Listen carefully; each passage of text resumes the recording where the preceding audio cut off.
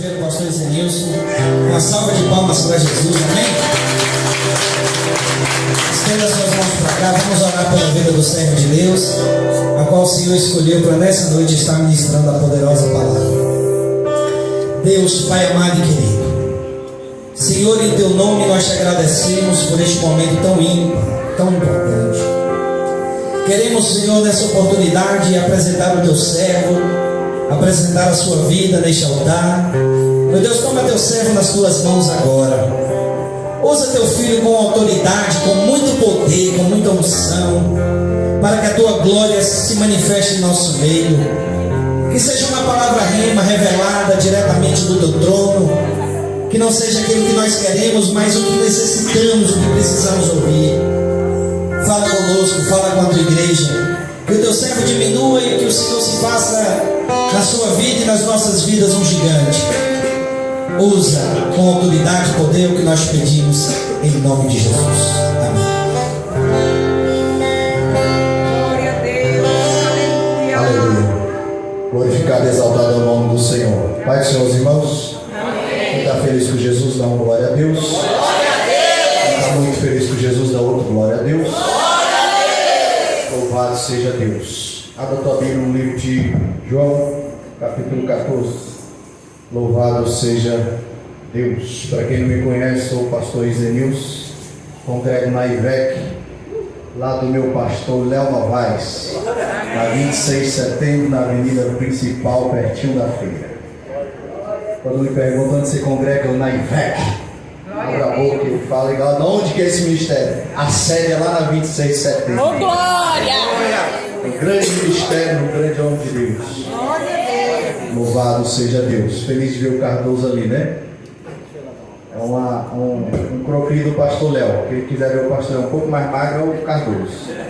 Louvado seja Deus e cada um dos irmãos. Que Deus abençoe. João capítulo 14, versículo de número 6. Louvado seja Deus. Glória a Deus. Aleluia. Aleluia. Que presença de Deus neste lugar, né? Aleluia. E a gente fica ali no baixo ali, se dá lugar e começa a errar as botas. Aí não dá, aí tem que ser servo do Senhor e ficar ali no cantinho, né? Para ser usado como levita, como servo do Senhor. Lades, continua na mesma atmosfera, na mesma tocada. Deixa Deus te usar aí. Amém. João capítulo 14, versículo 6. Quem achou diz amém. Amém. Quem não achou diz misericórdia. Louvado seja Deus.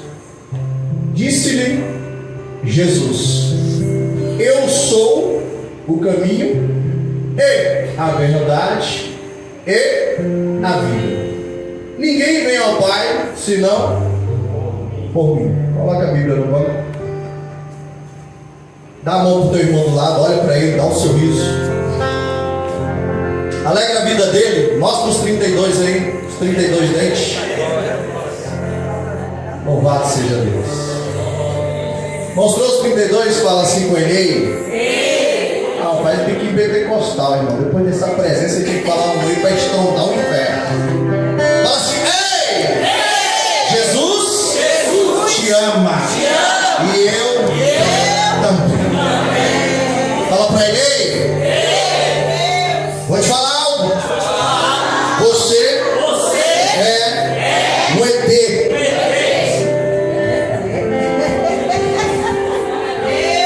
Toda parte com a rir. Olha para ele e fala: ei! O pastor disse para eu dizer que você é um ET. Olha aqui para mim. Eu afirmo, baseado na Bíblia, que você é um ET. Porque você vive, faz planos, mora nessa terra, mas o teu lugar é no céu. Glória a Deus. Estamos nesse lugar de passagem. Levanta as mãos ao céu, vamos fazer mais uma oração. Curva a cabeça, fecha o teu olho, entre na presença do Senhor forte. Pai amado querido, mais uma vez nós glorificamos e exaltamos o teu nome. Nós aqui, meu Deus, meu Pai, queremos, Pai amado querido, fazer mais essa oração, porque nós cremos que a oração é a chave da vitória. A oração é falar com o Senhor nosso Deus. Obrigado por nos ouvir todas as poucas vezes que nós nos dispusemos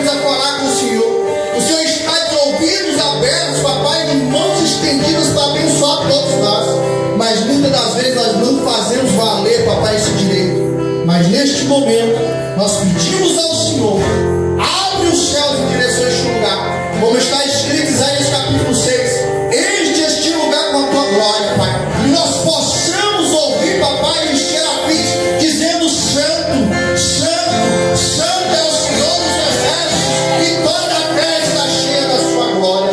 Pai, fala conosco nessa noite, em nome de Jesus. Amém? Você está dando glória misturado com aleluia. Louvado seja Deus. Aleluia. João capítulo 14, versículo 6. E disse-lhe Jesus: Eu sou o caminho e a verdade e a vida. E ninguém vai ao Pai senão por mim. A tua Bíblia, dentro da versão, ela está marcada de vermelho, porque foram palavras do próprio Jesus Cristo. Todas as vezes que eu li esse texto, ele é autoexplicativo, tem um porquê disso. Mas todas as vezes que eu li, desde que eu me converti há 20 anos atrás, eu pensei: rapaz, tem algum mistério nisso aqui, porque não é possível que ele seja apenas autoexplicativo. Porque é muito fácil, Marcão, eu ler que Jesus é o caminho, e a verdade e a vida. É autoexplicativo. De fato, quem é que vai negar isso? Não tem um cristão que vai negar que Jesus é o caminho, e a verdade é a vida.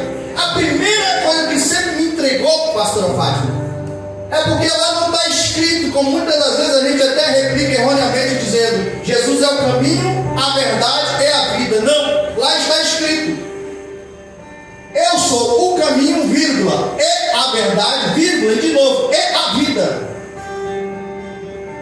E a gente, quando vai estudar, dentro dos 66 livros da Bíblia, 39 do Velho Testamento e 27 do Novo Testamento, a gente pega ali os Evangelhos de Jesus, escrito por Mateus, Marcos, João e Lucas, na sequência certa: Mateus, Marcos, Lucas e João. Os 3 primeiros são evangelhos sinóticos, falam a mesma história, Marcão, praticamente com alguma diferençazinha de observação, até mesmo porque Mateus escreveu para judeus. Quem lê o livro, você vai entender que ele está escrevendo para judeus. Marcos já escreveu para os romanos, para que eles entendessem. Doutor Lucas, andou muito tempo com Paulo e escreve detalhadamente o Evangelho de Lucas. Mas quando você pega os 3 primeiros, Mateus, Marcos e Lucas, os 3 são sinópticos, são exatamente, praticamente iguais. Mas quando você pega o 4º livro do Novo Testamento, o livro de João, ele não está exatamente igual aos outros. É um livro não escrito para judeu, ou para romano, ou para grego, mas foi escrito para os contemporâneos. Foi escrito para pessoas ao longo dos anos e do tempo. Foi escrito para pessoas como nós.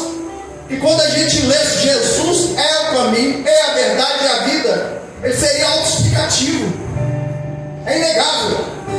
Mas a palavra do Senhor, ela é esplendorosa. Aleluia.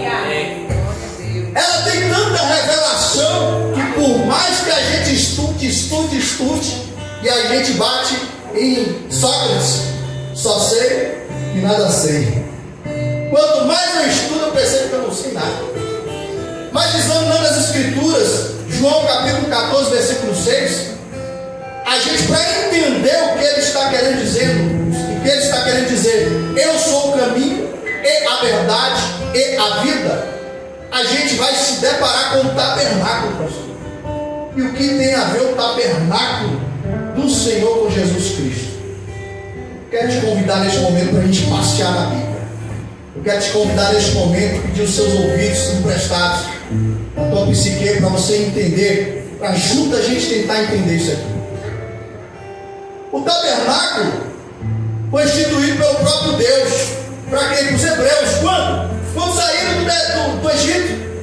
Saíram do Egito, depois de 400 anos de escravidão, atravessaram o Mar Vermelho, depois se depararam num lugar chamado Pi-Hairot, beco sem saída.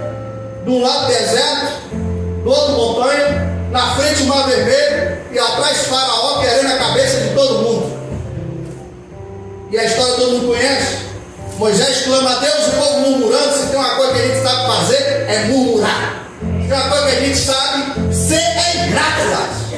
Porque é fácil eu dizer que uma das cordas do violão quebrou, mas é difícil eu reconhecer que ainda tem 5 para tocar.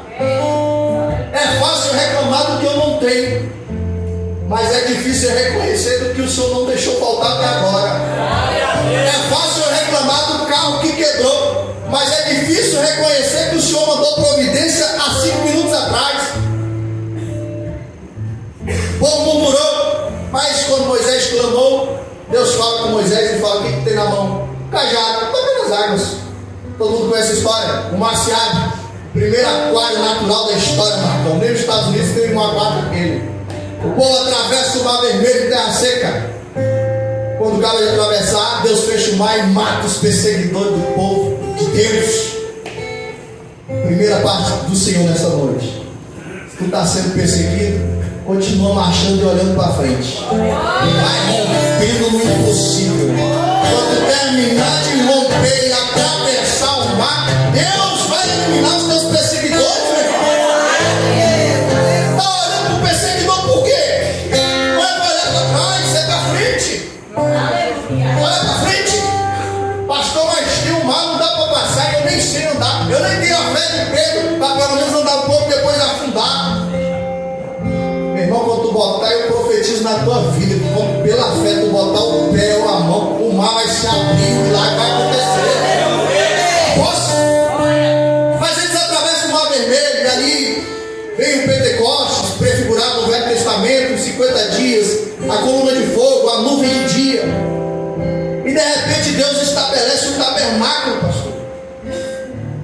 E Deus vai lá em Êxodo, irmão Marcão, e dá a estrutura, o projeto arquitetônico do tabernáculo nos mínimos detalhes, até a linha para costurar os panos, tudo, o tamanho, a dimensão, a altura, o tipo de madeira, o tipo de pano, a cor que era, quantos panos que era, quantas colunas que era, como que era para amarrar a dimensão total. São 5 capítulos explicando como seria o tabernáculo. Êxodo 25 até o 31, só você lá, lê. A gente tem preguiça de ler, né? Quem quer conhecer Jesus aí? Está na sua Bíblia, viu? Só lê a Bíblia que você conhece ele. Êxodo 25 até o 31 está falando do tabernáculo, pastor. E a gente lê aquilo lá e fala: quantas vezes a gente passou e fala: para que eu vou ler isso tudo? Para que eu vou entender? Aí a gente pega e começa a cavar, irmã, para entender o que Jesus quer falar quando ele diz em João, capítulo 14, versículo 6: e disse-lhes: eu sou o caminho, e a verdade e a vida. Quando você se depara com o tabernáculo, você vai ter que ler os 6 capítulos, tudo, de entender aquilo tudo, irmã Yolanda. Você vai entender que lá no deserto Deus estabelece o tabernáculo, dizendo: olha, aí vai ter minha presença. Aleluia. Junto com o tabernáculo tinha a arca da aliança. Na arca da aliança tinham 3 coisas: as tábuas dos 10 mandamentos, o cajado de Arão que floresceu, não foi por acaso, e um pote com o maná que caiu do céu. O dia que eu chegar no céu, pastor, eu vou perguntar para ele: o senhor tem como provar como é o maná? Porque, né? Deve ser uma coisa tão saborosa que, né? Quero um dia, né? Se Deus quiser. Quem vai morar no céu? Levanta a mão da Aí Deus dá o projeto arquitetônico do tabernáculo e dos utensílios, irmã. Além dos utensílios, ele fala como é para ser feita a arca. Também diz como que é para funcionar o andamento da liturgia e os dias subsequentes. E lá ele vai dizer algumas questões. Olha, no tabernáculo, quando vocês fizerem, na entrada logo, depois da primeira porta, vai ter um lugar onde é para o sacrifício, o altar do holocausto, onde as pessoas vão levar o melhor que eles têm em oferta ao Senhor. Não é o pior, não é o mais ou menos, não é o que sobra, é o melhor. Repita, olha para o irmão, dá um sorriso para ele. Olha para ele e pergunta: o que você tem dado para o Senhor? Olha que para mim. A ordenança, Marcão, era para pegar o melhor novilho, o melhor bezerro, o melhor cordeiro, sem mancha, sem mácula, sem defeito. Não podia ser só com o olho, não, com a orelha cortada, manco, cortada a pele. Não! Tinha que ser o melhor. Aleluia. Glória a Deus. Aleluia. Será que se Deus te pedir o melhor que você tem hoje em oferta ao Senhor, você tem coragem de entregar? Não responda para mim não, pelo amor de Deus. Segura para você. Deus manda entregar o melhor, irmão, para entregar na mão do sacerdote, para o sacerdote pegar lá no lugar do holocausto, do ladinho matou, colocou ele lá e queimou inteiro, para subir a fumaça até diante do Senhor. Esse era um dos lugares que tinha dentro do lugar do tabernáculo. Depois disso tinha uma pia de bronze com água, porque o sacerdote, depois de matar e oferecer o novilho em sacrifício, ele tinha que se lavar, trocar de roupa para poder entrar no santo, no lugar santo, um pouquinho mais perto da arca da aliança, na segunda porta. Da primeira porta para a segunda porta só tinha o lugar do holocausto e o lugar da pia para se lavar. Quando ele se lavava, trocava de roupa e adentrava o lugar, a segunda porta, lá tinha à direita os pães da proposição, 12 pães. Será por que 12 pães? Será por quê? O quê? 12 tribos? As 12 tribos. Não dá para entrar no mérito, senão só um detalhe desse dá para pregar a noite toda. Do lado esquerdo tinha a menorá, um castiçal com 9 braços. Não podia apagar o fogo. Ali representava a luz, tinha que estar iluminado. Na frente, antes da terceira porta, tinha o altar do incenso, irmã Yolanda. Nesse ponto, os sacerdotes ainda entravam, mas a partir da terceira porta, só entrava no Santo dos Santos o sumo sacerdote. No lugar do tabernáculo, podia entrar qualquer um do povo de Deus. Entrar podia.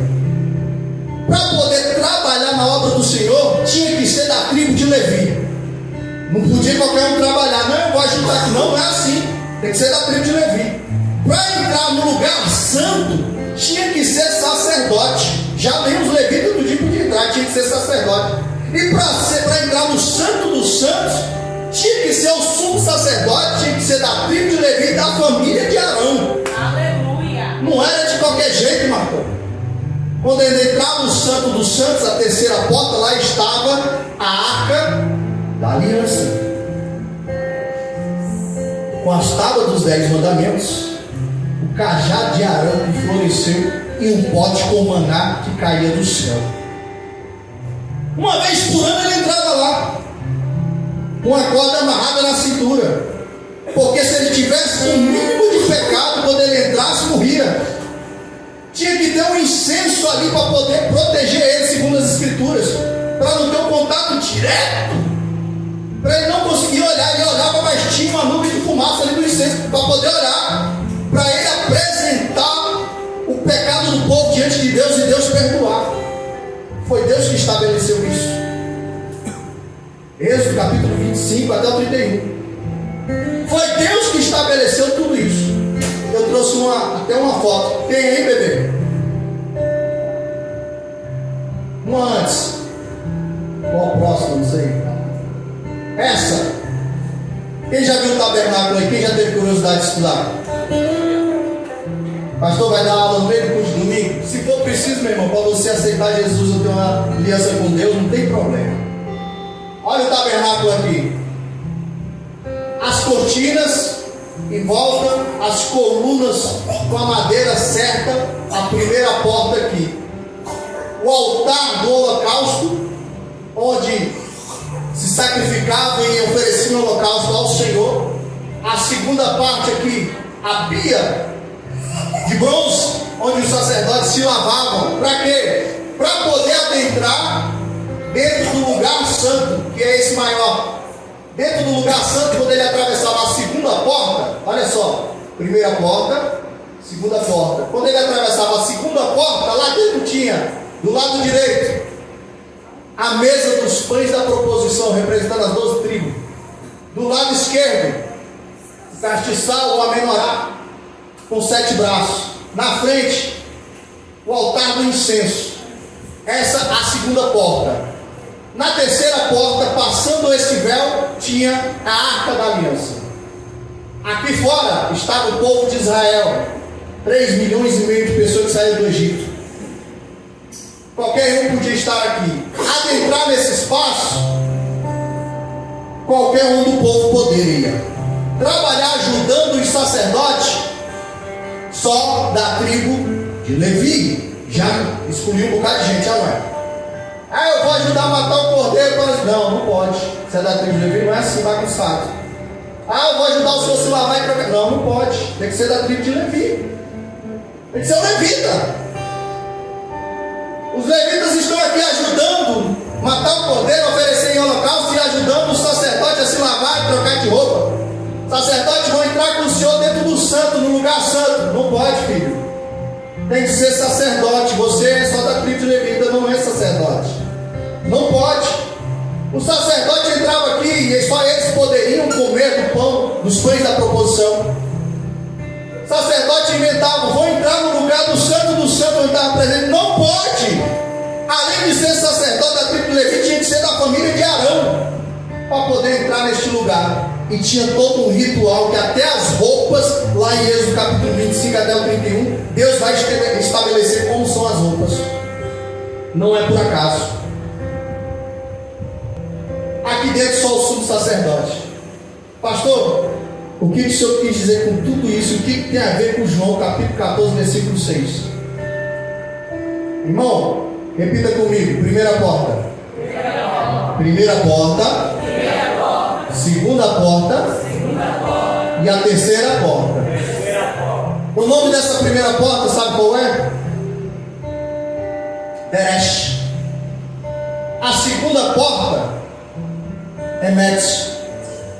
E a terceira porta, o nome dela, Raim. Pastor, ainda não entendi nada. Vou te dizer o mistério agora. A primeira porta, Deresh, quer dizer caminho. A segunda porta, aleluia, quer dizer verdade. E a terceira porta quer dizer vida.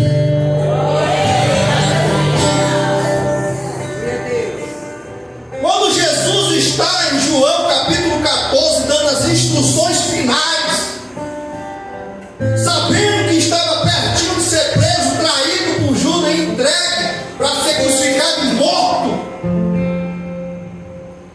ele dá essa palavra aos apóstolos que estavam perto dele, dizendo: ei, eu sou o caminho, é a verdade, é a vida. Aleluia. Para um judeu, e os apóstolos do Senhor eram judeus, eles sabiam o que Jesus estava dizendo. Ele estava dizendo: eu sou o caminho, a verdade e a vida. Eu sou o próprio tabernáculo que Deus instituiu lá no deserto quando tirou o povo do Egito. Louvado seja o teu nome, Jesus. Repita: caminho, verdade e vida. Só que tem uma coisa interessante, pastor. Quando Jesus fala: eu sou o caminho, a verdade e a vida, tem um detalhe. Nessa época já não era mais o tabernáculo. Era o quê? O templo de Salomão, que Davi quis construir. E Deus falou: não, Davi, você não vai construir nada. Vou deixar o teu filho construir, tá bom? Então o dia que você partir, quem assumir vai construir o templo.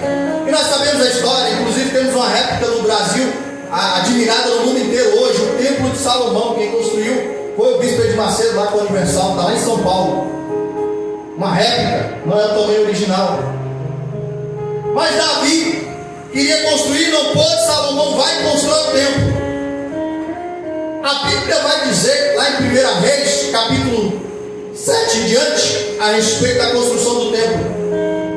E chega o momento de oferecer, de consagrar o templo. A Bíblia vai dizer assim: e trouxeram a arca da aliança, e foi colocada pelos levitas lá no Santo dos Santos. Apesar de ter sido construído o templo de Salomão, era da mesma forma. Tinha o lugar do holocausto, tinha a pia de bronze para os sacerdotes lavar, lá dentro tinha a mesa dos pães da proposição, tinha a menorá, que é o castiçal, e não podia apagar aqui o fogo, o incenso, o altar de incenso, e lá dentro foi colocado a arca da aliança. Até o cativeiro babilônico, onde o povo foi destruir o templo e sumiu com a arca da aliança e os pertences. Inclusive um dos filhos de Nabucodonosor um dia deu uma festa e falou assim: vamos zombar desses hebreus que é todo mundo de bobo. Pega lá as taças, pega os utensílios, pega tudo que eles tiraram lá do tabernáculo que eles consagraram, do templo de Salomão, e vamos dar uma festa. A Bíblia diz que ele morreu naquela mesma noite, tá? Leiam lá em Samuel, 1 Samuel, 1 e 2 Samuel. Daniel. O livro de Daniel está contando essa história. O filho dele morreu, mas o cativeiro dura 70 anos. Depois disso o povo é liberto. Aí Deus levanta Esdras e levanta um cara chamado Neemias, copeiro do rei, que já foi muito bem pregado aqui pelo pastor dela. Neemias brota no coração o desejo de reconstruir os muros de Jerusalém e o templo de Salomão. A Bíblia diz, resumindo a história, que ele recebe até uma outorga do rei para conseguir material, e ele reconstruiu o templo do Senhor. Esse templo ficou até os dias de Jesus. Só tem um detalhe, meus irmãos,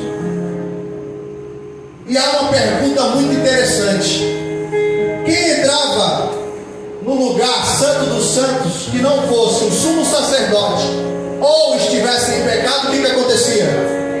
O que acontecia, irmã Ana? Ele fazia o quê? Quando a gente para pensar e analisar a história de Jesus, Anás e Caifás, sogro e genro, eram sumos sacerdotes. Se você for ver a história, ele ficava um ano, ficava um, o outro ano ficava outro. Um ano ficava um, o outro ano ficava outro. E eles entravam uma vez por ano lá no Santo dos Santos. Mas espera aí, se aqueles endemoniados fariseus entravam lá, por que eles não morreram, pastor? Dá um nó na cabeça da gente, Watson. Por quê? A arca não estava lá. Em outras palavras, no tempo de Jesus, tinha a primeira porta, tinha o altar do holocausto, tinha a bacia para se lavar, tinha a segunda porta, tinha o pão da proposição, tinha a menorá, tinha o incenso, mas depois da terceira porta não tinha a presença de Deus. Pastor, se não tinha a presença de Deus, onde estava? Lucas capítulo 3, se você lá ler, versículo 2 em diante, ele vai falar a primeira vez na Bíblia: e os sumos sacerdotes, no plural, se corromperam, tal. Mas a palavra do Senhor veio a João Batista no deserto. E quando você vai estudar, você vai entender, pela linhagem que tinha João Batista, da tribo de Levi, que querendo ou não, irmã Yolanda, estando relatado ou não, o mais provável é que o Senhor escolheu João Batista como sumo sacerdote. Pastor, o que o Senhor quer dizer com tudo isso? Quem quer morar no céu, ele levanta a mão. Para ir morar no céu, qual é o caminho? Jesus Cristo.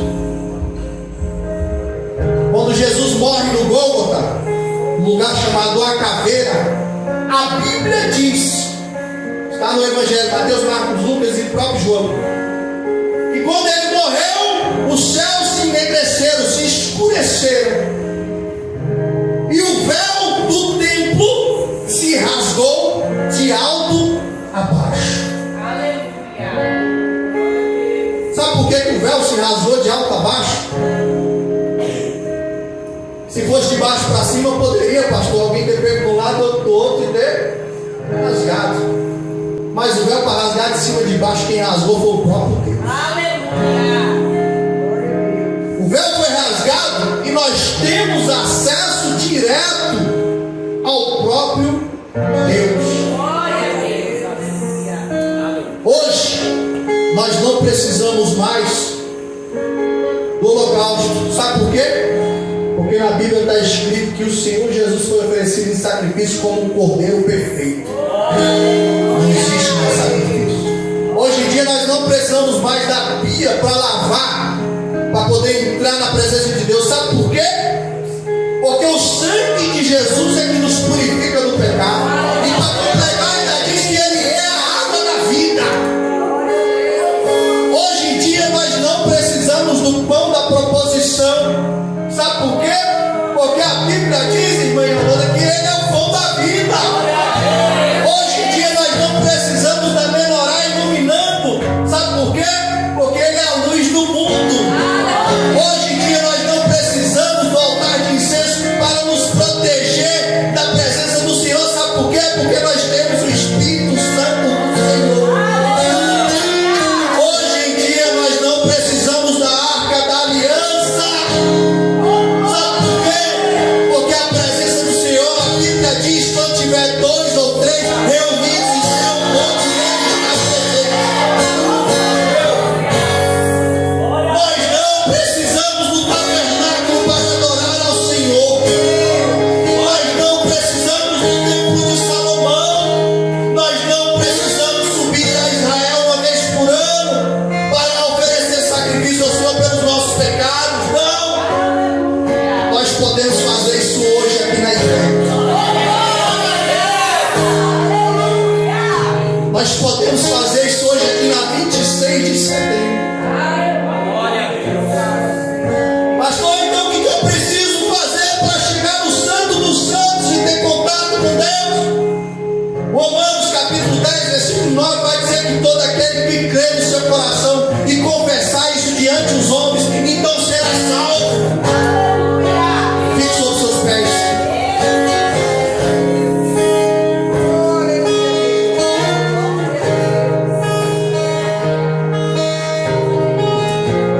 Repita comigo: Deresh, Emet, Raim. Deresh, Emet, Raim. Caminho, verdade e vida. A partir de hoje, quando você ler João capítulo 14, versículo 6, você vai lembrar do tabernáculo. Não precisamos mais adentrar o tabernáculo. Todos os utensílios que lá foram colocados eram representação e prefiguração de Jesus Cristo.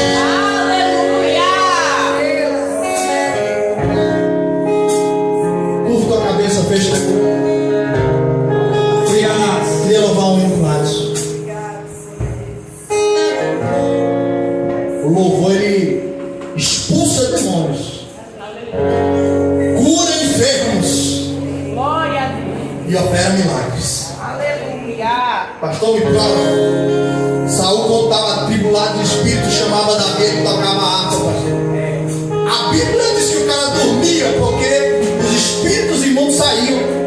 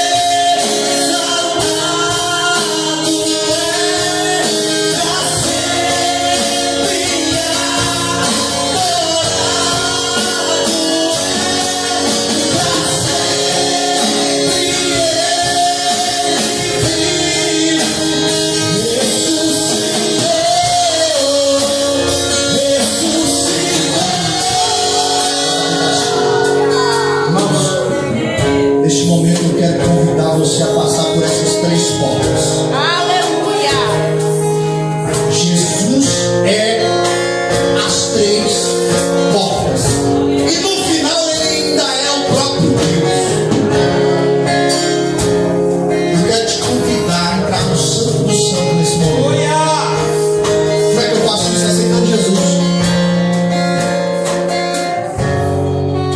gente chama na igreja de apelo.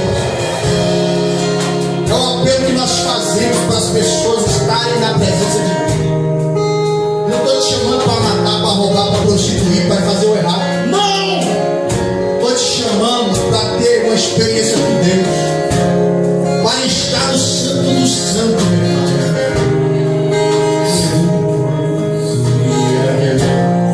Tem alguém para Jesus nessa noite? Tem alguém que ouviu a palavra do Senhor e falou: eu quero passar pelas 3 portas, eu quero chegar no santo dos santos, estar na presença do Senhor. Este é o momento. Tem alguém que não fez uma aliança com Deus ainda? Hoje é o dia. Ou tem alguém que já fez uma aliança e por algum motivo quebrou essa aliança? Pastor, mas eu não dou conta. Eu sei que se eu for aí na frente agora renovar a aliança ou fizer uma aliança, amanhã eu posso cair. Meu irmão, quem garante a vitória é o Senhor. Aqui não tem ex-pecador não. Aqui todo mundo continua